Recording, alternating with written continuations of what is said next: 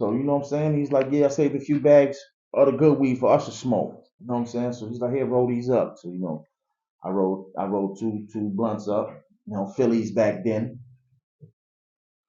He's like, so we chilling. And I remember he just got uh New Jack City on VHS. That was a movie. Yeah, so we play, we spark up, we watching the movie, and I start like feeling like I don't know, but I liked it. You know what I'm saying? However, well, I can't explain. Like if you smoke dust, you know what I'm talking about. Like you're saying you got the spawn G, you at the gates. Well, what had happened was Right. But so we smoking, and his little brother is like on the couch me and him sitting on the love seat. He on the couch, and his little brother is like, he in the zone. He's not watching the movie. He ain't anything. Right. And I remember I got mad cotton mouth. I'm thirsty as hell. So the nigga got me a glass of soda. Now, start drinking the Coca-Cola, and I'm like, yo, I'm high as fuck. He was like, why you say that? Why you say that? And I'm not noticing at the time this nigga, I'm passing him the blunt. He ain't even smoking. Just me and his little brother is smoking. So I'm like, yo, I'm high as fuck. He's like, why you say that? Why you say that? I'm like, yo, because this fucking soda tastes salty as fuck. And he's dying. He's dying laughing. You know what I'm saying? I don't know nothing. I think it just tastes salty because I'm high as fuck. Remember, we young as fuck. So he goes in the kitchen and he gets a fork and he puts the fork on the burner and turns the burner on. What are you doing? That shit is glowing red. And the nigga takes the pot holder, grabs the fork, and he puts it on his little brother's chest. Cause he was like, he's zombied out. Son, that shit was started smoking. He's still sitting there. The nigga just, I don't know nothing. Next day, I'm like, yo. The next day, I'm like, yo, you got more black Jamaican weed? He's like, yeah, I got more black Jamaican weed. So, son, it was like. So he still didn't tell you? Nah, I didn't know. Nope. I didn't know until I went to New York with him one time to get some. Yeah. And the dude comes out with like a big ass crate full of Dick Tracy stamp bags. You know what I'm saying? I remember he pulled it out the refrigerator. The weed in the refrigerator. And me, I'm. So when you went there, you asked them, no, let me get some Jamaican weed? No, they talking. I'm just the little homie along for the ride. You know what I'm saying? So I'm like, yeah. I told him, I was like, yo, that black Jamaican weed, son, that's the best weed I ever smoked. And he looked at me and he was like, what the fuck are you talking about, black Jamaican weed? And this nigga's like, yo, chill, chill, chill. He's like, nah, what is he talking about? Black Jamaican weed? This ain't no weed. What you mean it ain't weed? I'm looking at him like, nigga, you told me it's black Jamaican weed. I call it black Jamaican weed because he said it's black Jamaican weed. Right. He was like, bro, what they call it back then? I don't remember the name that he used, but he was like, this is that Sherm. I was like, Sherm? Well, whatever the fuck you call it, give us more of that shit. That shit fire. And bro, it was downhill with life. Yeah. It was downhill. Like life went down. I didn't see it.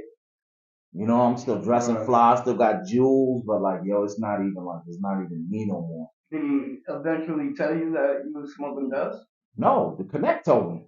Oh, okay. The Connect was like, nah, this is Sherm. So then, you find out, Sherm is dust. It's the Andrew dust. It's PCP. So now, I think I'm the shit. I'm doing some shit niggas don't even know about, really. Not in my age bracket. Right. So I find out that you could get it in New Haven. Right? So now, I'm introducing to people slowly, like, yo, shit, fire, it's fire, try it. So, there was already a few people that smoked it, but it wasn't like, at that time, it wasn't like, I guess, accepted, like, frowned upon or whatever. Right. That shit just started, like, growing. Niggas is getting dusted now. Was you And making money off it too? Like no, not at the Not at time, the but time. until I found out you could get it in New Haven. Okay. So I started going to New Haven and buying the bag because in London they was $20. Right. In New Haven they $10. So I'm getting bags for myself, and then I'm coming back and where you get this? Where you get this? So people started giving, here go $100, get me some. Here go $50, grab me some. So now they thinking it's $20 a bag. Right. So I'm coming. No, I'm got mad dust for the face when I get back. I give them theirs, and you give me $100, you getting Yeah. 5 bags. I got the other 5 bags I'm taking to the face. So I got real bad. Then I started getting connects with the bottles, and now I learned how to make it myself. And yeah, it was just bad after that, bro. So what is a bottle? A bottle of juice, it's an ounce because it's liquid. PCP is liquid. Right. You know what I'm saying? You get the ounce bottles come in like a little glass bottle because it'll eat through the plastic. Okay. Get little black glass jars and started making it myself. Okay. Yeah, it was bad. So anybody needs to learn how to make it, hit him up. I'm like you. He don't do that shit no more. Can't overburn the mint leaves, brother. So any bad come out of this Yeah, a whole bunch of bad, bad habit you started? Whole bunch of bad. I almost died behind that shit. Can you explain a little bit of that? Yeah, I was going to New Haven and I was getting the bottles from this kid, and I would come back and forth so fast. He'd be like, "Yo, where you getting rid of all this dust at?" I'd be like, "Yo, the city city where I live at. This shit's going." And at the time, I had two cell phones rocking, and I think 2 or 3 cribs where they could, where I had my dust at. And he was like, "Yo, I got a proposition for you. You bring me down there with you. You don't gotta re-up no more. I got the bottles. You got the spot where it's moving. We just everything 50-50." So I'm like, shit. All the re-up money I've been saving and putting away, I don't got to spend no more money. So I'm like, hell yeah. But I'm not making the best decisions because I'm on them. Right. You're not thinking with a clear I'm not head. thinking with the long term. Why does dude Right. want to give half of his everything? You know what I'm Right. saying? So When he could have it all. right. So I bring him down there. We doing our thing or whatever. And eventually he don't, he done introduced me. He know everybody. We clicking. So now he really don't need me. So they kidnap me, rob all the spots, take the phones, and they had me like 18, 20 hours, bringing me from spot to spot, fucking me up. Yeah. I remember when my mom came to the hospital, when I finally got to the hospital, they was like, yeah, he in this room, whatever. So she go to the room. I ain't see her, but she. Now all this stuff that he's doing, getting high, was before his mom passed away, so it was backtracking a little bit. Yeah. So my mom comes to the hospital and she goes to the room that they send her to. And she like, you told me the wrong room. That's not the room that my son is in. That's how crazy I look. She looked in the room, saw me in the bed, and was like, yeah, no, that's not him. And they fucked you up that bad? Yeah, like 18 hours, bro. Just whooped your Them ass. niggas get tired, take a break, send the other 2. They get tired, send the other 2. Yeah, it was crazy. It was crazy. But yeah, so that was I ain't stopped smoking and shit after that. It's just that was my departure from him. Right. You know what I'm saying? So now you lost all your clientele? Or Well, no, because at the time, back in them days, you used to wear your cell phone on your hip. Yeah. And it wasn't no lock. There's no touch screen. It wasn't no lock. Right, if you hit the send button on accident, it's gonna call whoever you last called. Right. So it called the last person, and they hear me getting fucked up. Like they could hear all the commotion. So they called the police. Oh, okay. And they like, yo, we don't know where he at, but we know who he with. This is who he with. They're somewhere, they're from New London to New Haven or somewhere in between. So the New London police call the New Haven police, or New Haven police call the state police. They looking on the highway for the car, and we still in New London, and we pull into the gas station. Niggas needed gas. They have you in the trunk? Nah, they had me in the back seat in between the other niggas. I couldn't even walk. I almost got away one time because the last place that we went was a spot in Michael Road, and I had left my car at Michael Road. Okay. So when they pull into Michael Road, they bring me in the building, we in the crib or whatever.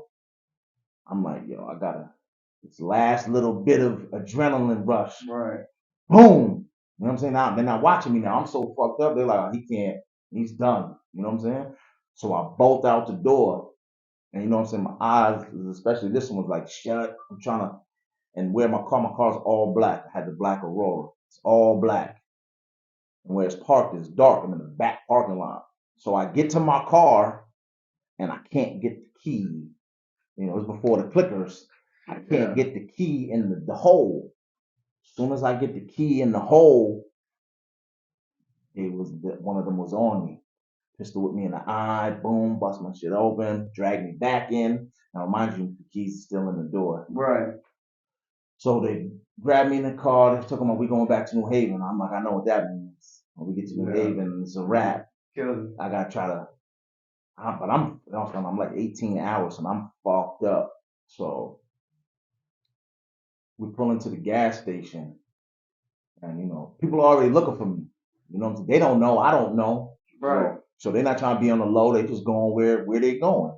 We pull into the gas station, and my little brother and my little cousin pull in the gas station, and my little cousin tells my brother, like, yo, did this nigga go right here? So he got the blinker. So he tell my brother, yo, drive all the way to the end. We drive all the way to the end. We gonna follow these niggas. So they made one more stop after we pulled out of there. We pulled in State Pier Road projects. Pulling State Pier Road projects park. Now I don't know my cousin's following us. You know, my little cousin, he pull all the way in the back of the project parking lot. He pull all the way to the back. He get out with the blinker. And as he's coming to, you know, basically rescue me, son, I've never seen so many police.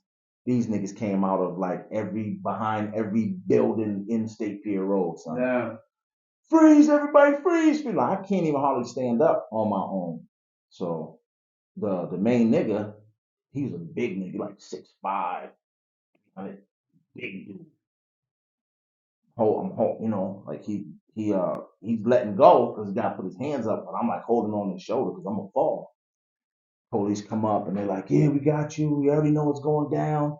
And they start cuffing these niggas.